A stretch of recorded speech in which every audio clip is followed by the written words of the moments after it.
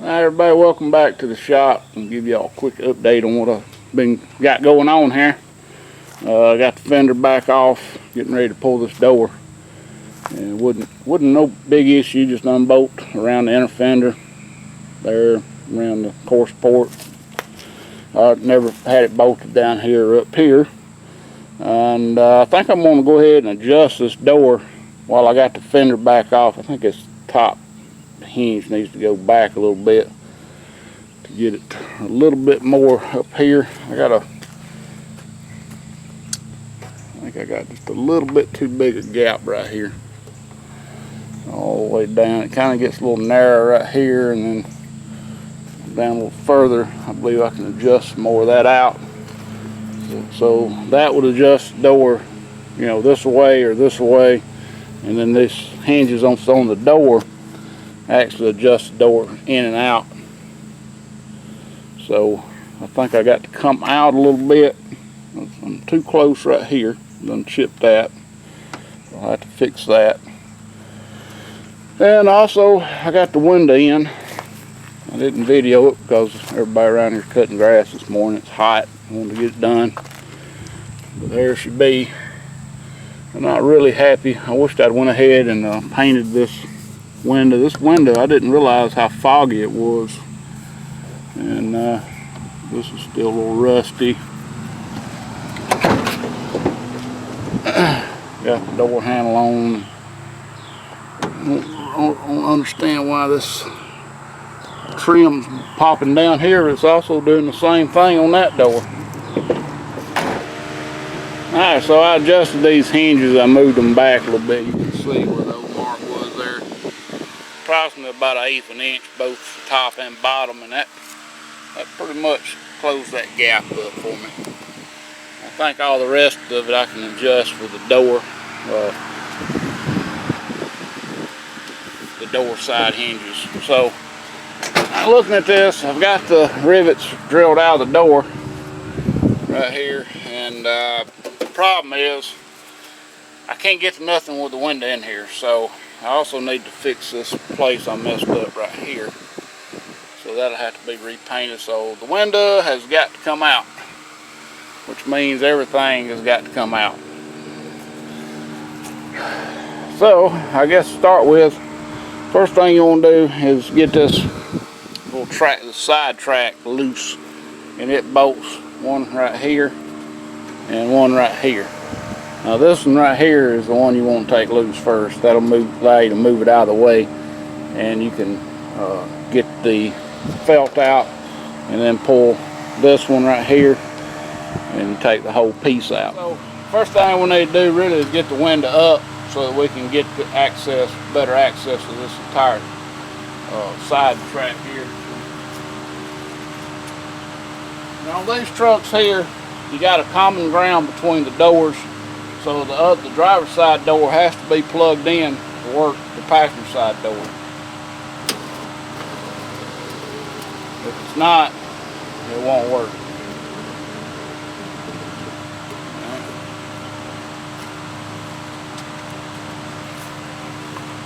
Now we can access this little side track here. Take this bolt out. And we can pull the felt out of it.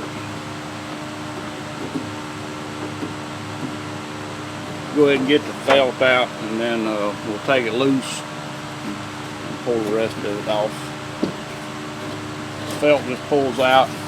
This felt, when you put it in, you want to kind of pinch it, because it's got to lock these two lips in on inside this track. But it goes in pretty easy. This side is usually not the problem. It's the other side with issues. Vent window side, so it's hard to get in. Take that off here. That'll pretty much release this track. Pull it down and get it out.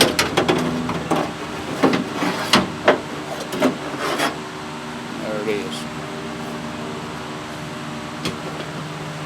Now with this track out of the way, we can put this window down and we can slide the glass out enough to get the vent window out. First we got the Phillips head 3 Phillips head screws that's got to come out, and then we'll be able to pull this vent window back and take it out. This glass has got to be down. Let's put it down. So with that track out of the way, when you let the window down, the window will want to slide back, and it'll come out of this felt here. It's what you want. So now we can remove the felt entirely. Give it a good pull. It should just come right out.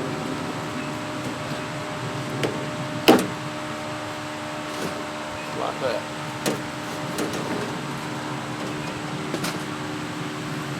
Now we need to take the Phillips head and get these 3 screws out.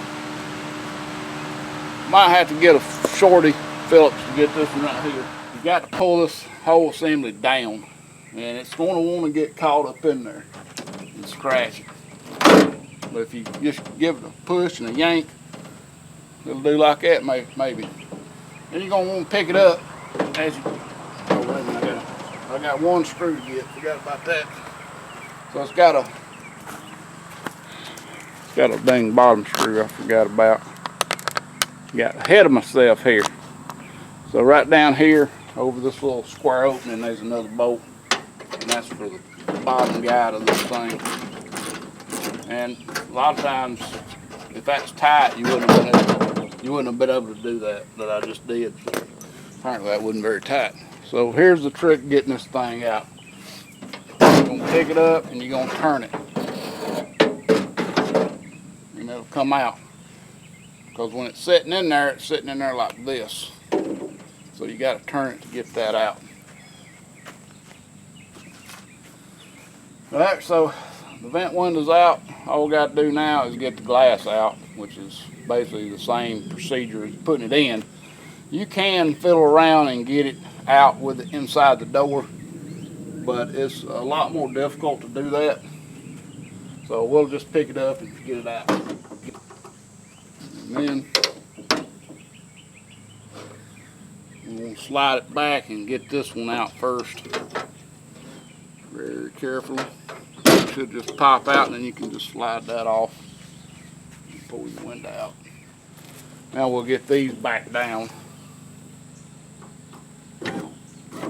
Now this third one is going to want to pop out of this hole right here, so this track inside the door. It really don't matter if it does. You kind of want it out anyway.